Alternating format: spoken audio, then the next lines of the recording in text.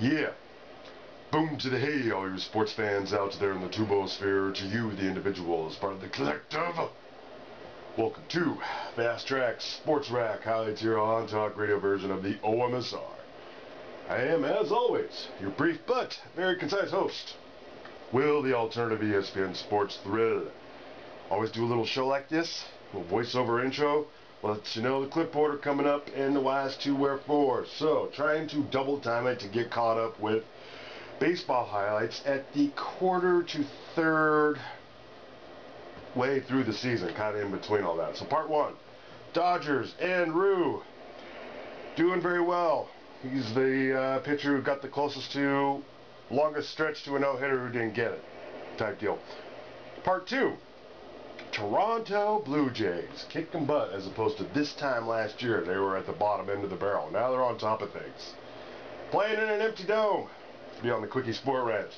Red Sox snap their losing streak, but Buchholz desperately needs that beard back. Part 3, Yankees versus Cards go to extra innings. Orioles and Brewers as well. And then the Cubs versus San Francisco, and you got Samardzija getting the best, what did they say, ERA. Excuse me. In the majors. Quickie Sport Rant's going to cover all that stuff, but it's going to come after the fact, most notably. Explain why the OMSR splits up baseball into multiple shows. This is the baseline show, you understand. You want to go back to see the other parts so know when to fast forward to. In the meantime, roll clips. Rue was the story. Meantime, over the AL East, check out the top, and check out the bottom. The Blue Jays are in first place, and the Boston Red Sox in dead last. Let's start first with Toronto. Bottom of the first, Jays up 1-0, facing the rival Rays. Jose Bautista, the check swing. A little blooper to right. Melky Cabrera will score as Bautista gets caught in a rundown. Best hits in baseball right there. A little check swing, drops in there. Little lob wedge in the right field for a knock and an RBI. A lob wedge. I see what you did there. Jays go up 2-0 as he's tagged up by Cole Figueroa. Bottom of 4, tied at 2. The ball flies there, Manny. Deanna Navarro, Steve Tolleson proves it. Well, that ball is right down the middle of the plate, and he put up a good swing on it, backspin the ball and hit it out. And you have to stay off the middle of the plate when you're behind in the count or early in the count. Fastball again. Tolleson's second home run of the year goes second deck. Well, we've seen this before with Bedard. When things start to go bad, I mean, you don't see him make the adjustments and, go from bad to worse really quick. You've seen it particularly well in the dugout. Bottom of 5, tied at 5. Brett Lowry, ground ball between James Loney, the first base line. Encarnacion scores at the double. These guys are hitting everything. That ball is over his head, and he got on top of it, and I saw Encarnacion do the same thing. And what's impressive is they're going the other way with it, too. They're using the whole field. Encarnacion, solo home run. You leave anything into this guy, he could do this. I mean, we really worked hard to try to stay away from him when I was in Seattle, and but if you make a mistake, he's ready for it. And like Manny said, now he's hitting the ball up and away the other way too. That's completely dangerous. And the Jays are mashing. They're on pace for 797 runs, 227 home runs. That'd be a 12% increase in run scoring and a 23% increase in home runs. They are not slowing down. Multiple home runs now in 17 of their last 33 games. Here's the manager, John Gibbons. The way we really started the season, I mean, it's basically a team of sluggers. So that's kind of why we've been trying to address. We're better hitters and just grip and rip it. I mean, we can take our hits the other way, and that's been a focus. But those other guys, they kind of add to that. Yeah, I mean that's part of their game, and them guys feed off that too. But I mean, let's face it, to be successful this year, I mean, we got to have our big guys have good years and do their damage, because that's, in the long run, what's going to win for you. And he's right about the fact his big guys come to play. Is there enough offense for this team to slug their way to a division title? Well, first of all, I've never seen Gibby that excited. I mean, he can barely contain himself right there. I mean, yeah, they've got enough offense. I mean, it's whether or not their pitching holds up. I worry a little bit about their starting rotation, a little bit about their bullpen. I don't have a great sense of extremity with both of them, but I worry about it a little bit, but the offense is going to be fine. First of all, I love the hat. Yeah, well done. Okay, they do have enough offense. I mean, this is a club that I picked last year to win the whole thing, and they basically let me down. The pitching staff with Johnson and Morrow going down, and Dickey didn't pitch as well. This year they're throwing the ball well, and some of those young guys that are stepping up, like Hutchinson, has been very good for them. I think they're like one solid starter away from continue to compete, but I tell you what, they're taking advantage of this weak division right now, and who would have thought that we were going to sit here and say that the American League East was weak? But they only have one team with a positive run differential, and the team that won the whole thing last year, it's down on the bottom. So, I mean, the Jays, as we mentioned, the top of the AL East. The bottom of the division is the World Series champion Red Sox. And since 1995, how about this stat? No team has made the playoffs in a season where it lost 10 straight games. The Red Sox are going to prove that's not going to happen to them. As you see, it was 6-1 for the Braves in the 5th with 2 outs. Here come the Red Sox in that offense. Dustin Pedroia. 2 outs and an 0-2 count. He gets a fastball up at his eyes. He can tomahawk it as good as anybody, but stays on top with 2 RBIs. A huge at bat for the Red Sox right there. You heard John Gibbons talk about his big guys delivering. Here's David Ortiz, 3-run home run. And this is a guy that's been hot for them the whole season, basically. He went through a little spell for a week, but David has been carrying the Red Sox. They need a few more guys to step up in order for them to play better baseball. And by the way, so many Red Sox fans were there. Aaron Boone, who called the game, said it was 80-20 Red Sox fans to Braves fans. Rain came pouring down. Game will be delayed about an hour and 26 minutes. To part 2 we go. In the top of the 7th, 2-1. 1 away, tied at 6. Pedroia walks, bases loaded, and then it's Ortiz with a sac fly that scores rock home. I just think it's really interesting and important to mention that these 2 guys are right in the middle of both these situations. I mean, you know, when you're trying to break that streak, you need your main guys, your position players, your stars, the guys who have been there to do the damage, and they did. A.J. Pierzynski broken bat single.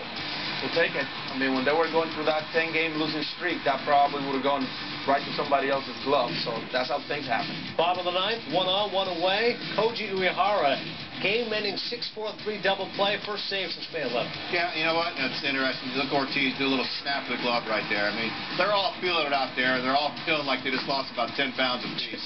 Some maybe a few more pounds than that, but it's all good, you know, and you know, it's a big win for the Red Sox. 10-game losing streak snapped, the 5th reigning World Series champion to have a losing streak of 10 games or more. Hey, Poppy, what's it feel like to finally win? Oh, man.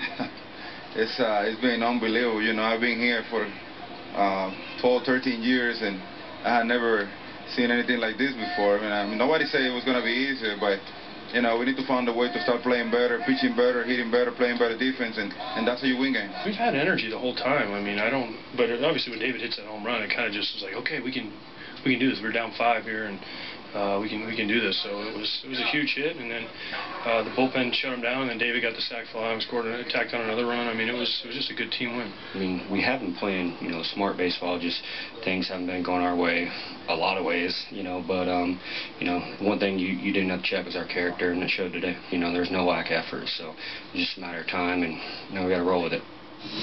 So the losing streak is over. The AL East is fairly wide open. Can this Red Sox team now go on a 10-game winning streak?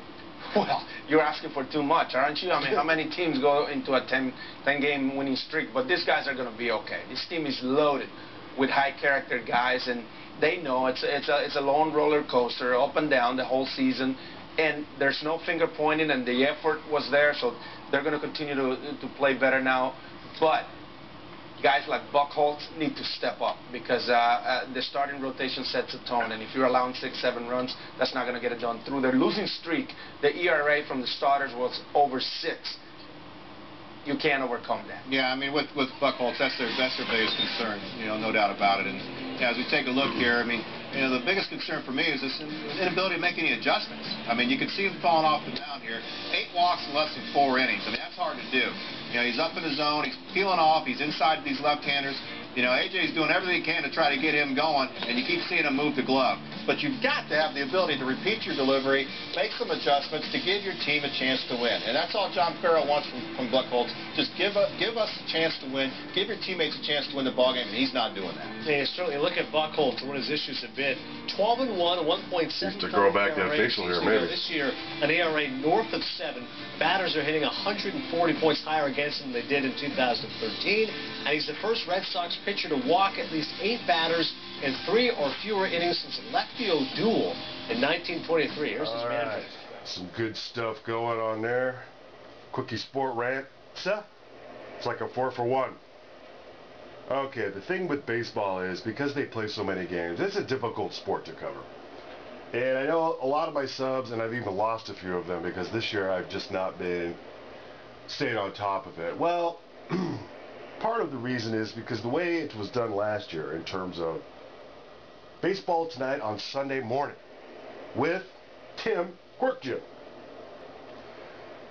who bears a strong resemblance to the wizard in Monty Python's Holy Grail, who was also named Tim, so it made for a hilarious segue. Can't do that this year. I was a little disappointed because they're doing this thing now where it's the Sunday night featured game. It's where they do Sunday baseball. Okay, so be it. But that's why. Plus, your 3 big professional leagues and NASCAR, so let's call it 4, have gotten real fanatical about, yeah, even if you take this amount from a game you follow, third-party content ID rears its ugly head. And if you get too carried away, even on third-party video, they'll ding you outright. So that's the way it is.